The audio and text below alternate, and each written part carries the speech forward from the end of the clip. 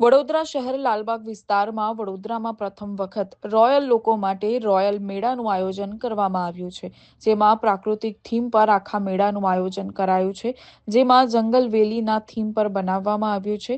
આ મેળામાં અમેરિકાનું એરિઝોન કેવના થીમ પર બનાવ્યું છે.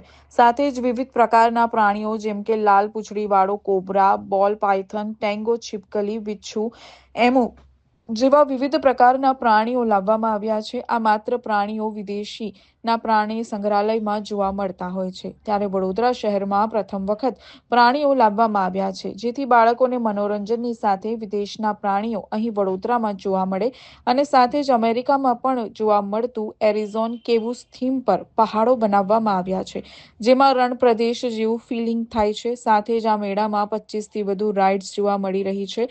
સાથે જ વડોદરાના સ્વાદના રસિકો માટે આ મેળામાં વિવિધ ખાણપીણના સ્ટોલ મૂકવામાં આવ્યા છે.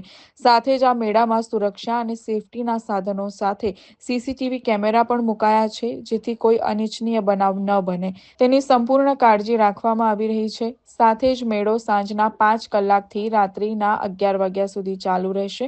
સાથે જ આ મેળામાં આવનાર તમામ બાળકો, યુવાનો અને મહિલાઓનું મન મોહી લે તેવું, બાળકોને મનોરંજન થાય તેવું આ મેળાનું આયોજન કરાયું છે. આ મેળામાં ખૂબ જ મોટી સંખ્યામાં લોકો આવી રહ્યા છે.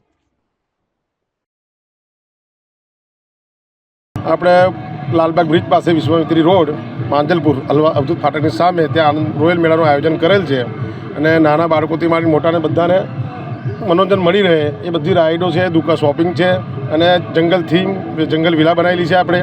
એટલે ગુજરાતમાં ફર્સ્ટ ટાઈમ થીમ આવેલી છે આપણી ત્યાં. જંગલ થીમ બનાવેલી છે અને ગુફા બનાવેલી છે અને સ્નેક્સ ને બધું આવેલા છે.